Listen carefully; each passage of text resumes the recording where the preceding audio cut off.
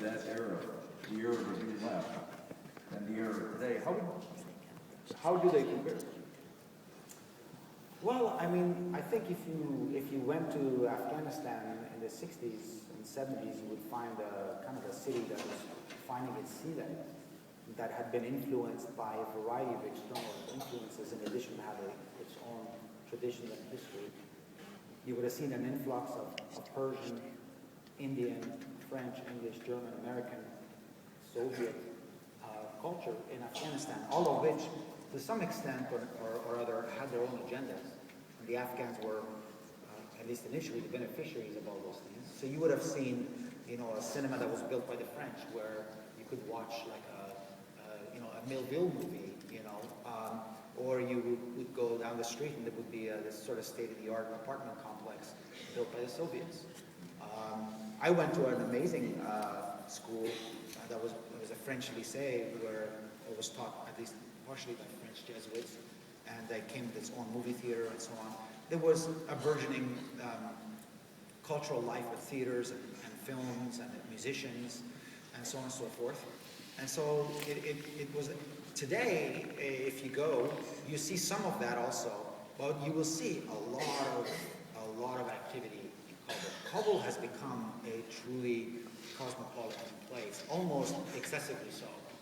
I mean, when I lived there, it was a population of 500,000 people. Now, within a couple of years, I think it's going to hit 7 million, which is enormous for a city that small, and it keeps expanding outward. It's extremely crowded. Rush hour is horrible. It's becoming increasingly polluted. There's a lot of young people.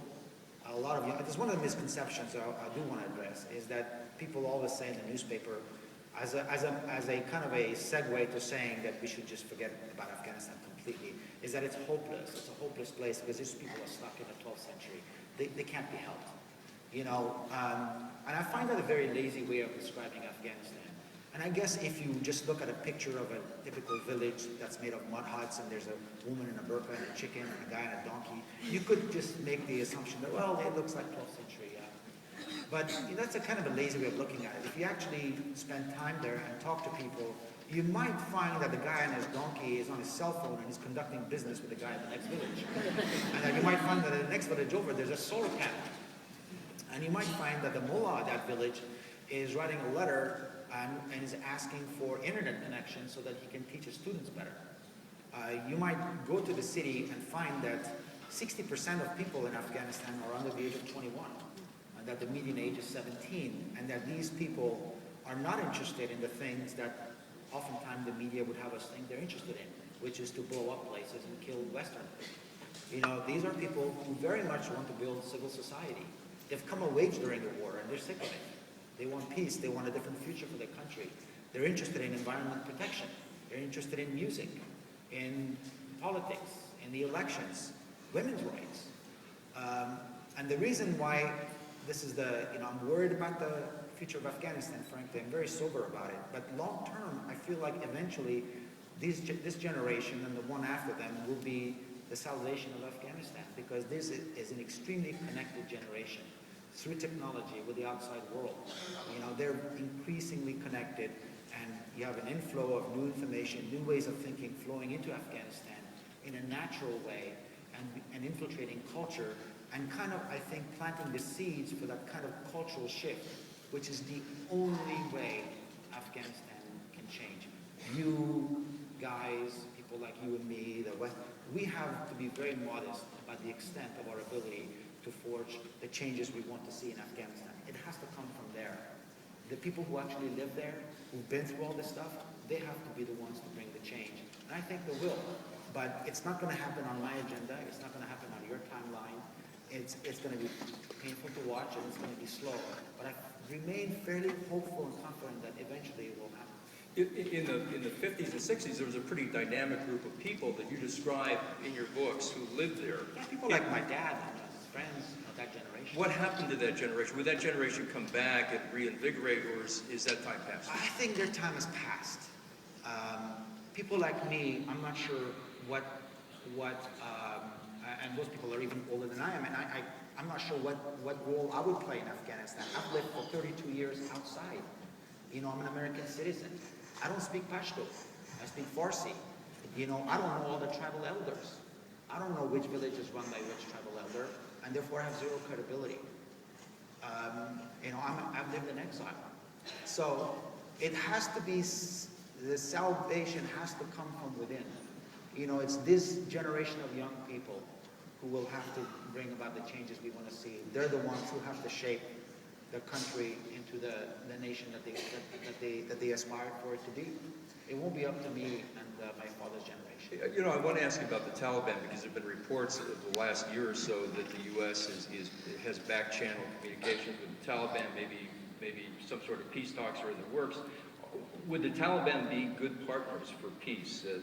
I'm now asking you to put your political hat on. Well, and it looks like they're finally going to meet, and if these reports are to be believed. There is no appetite in Afghanistan among the young people, and actually, if you look at it nationally in polls, there has been a very solid and steady observation that there's no appetite for the return of the Taliban to take the country back to where it was in the 1990s. You know, if you look at nationally, the popular support for Taliban is 10%. Even in the Pashtun heartland, where the Taliban homeland is, the recent numbers I've seen have never exceeded, I believe, 30%. So it's sort of, people don't want to go back there. Unfortunately, the nature of the peace negotiation is that eventually you have to sit across a table from your foe, and you have to reach a compromise, and you have to give to them something that they want, and they give to you something you want. If you ask them X, they will want Y. I guess my concern is, I'm quite positive that the Taliban will be back in some incarnation. I mean, it's hard to believe that they will simply go away. You know, they're not going to. They will be a relevant entity, and they will be enfolded into Afghan society and politics at some future. I think pretty confident to say that. I guess my concern is that my hope is that the folks who are sitting at the table make it clear to the Taliban that, look, guys, in the last 12 years that you guys have been fighting, the country has moved on. You know, there are now these red lines that have been established that the young people of this country strongly believe in. And, you know, this about personal freedoms and very essentially women's rights. I mean, this is not to be discussed as something that is a bargaining chip, that is negotiable. This is a red line, and there's now a critical mass of support for these things. So these are not things that we can negotiate. That's what, and I want the people at the table across the Taliban. My hope is that they will be legitimate members of Afghan society. You know, the youth of Afghanistan, the women of Afghanistan will be represented. They will have a voice because it's really their future we're talking about. It's not the future of the old Malad. It's their country. What I fear might happen is that the war in Afghanistan has been going on for so long that everybody wants a peaceful resolution. It's really good PR to say, we have peace in Afghanistan, here's a negotiation. But is peace at any cost really what we want? I want the right peaceful negotiation, not the quickest one. The one that actually represents the legitimate will and aspiration of the people of the country. What would have happened had you not gone to California, but went back to Afghanistan in 1980 and lived in Afghanistan? What would your choices have been? I think it would have been fairly predictable. I think my dad would have been in prison, probably shot, because they shot a lot of the people that were associated with the previous regime. By then, I would have been nearing an age when I would have been, entering the draft. So probably would have been drafted into the army to go and fight the Mujahideen in the countryside. And who knows what would have happened, and my family probably would have tried to flee the country. We would have maybe lived in Pakistan for a few years. I mean, this is the part of what this book addresses, is sort of these early events in your life that change the course of your life completely. And I always think about October 76, when my family got the notice that we're going to Paris for 3.5, 4 years. That changed everything for us. It made it possible for us to come to this country and have a completely different life. What does it mean to be the kind of UN ambassador that you are? What do you do? Well, You know, I work with the UN Refugee Agency to kind of raise global awareness about refugees and who they are. In fact, the day after tomorrow, the 20th, is World Refugee Day.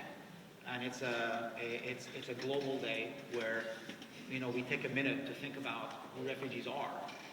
And there's 45 million people in the world who've been displaced.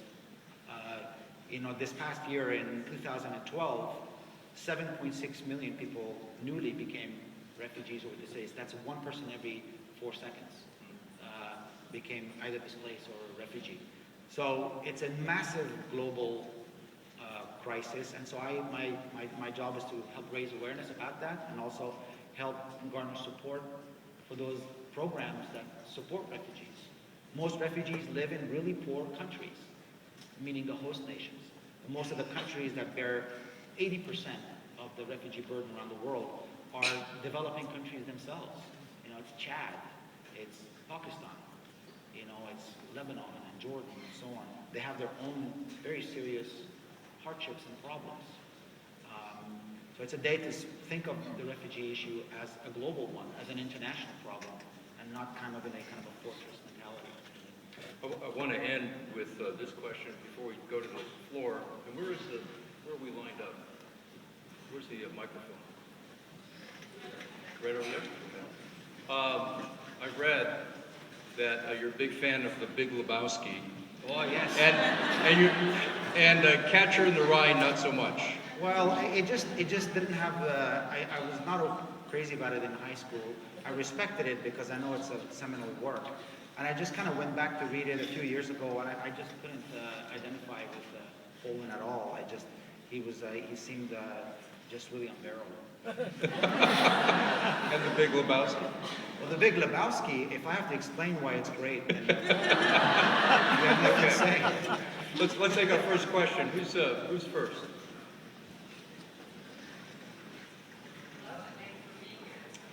Sure, my pleasure.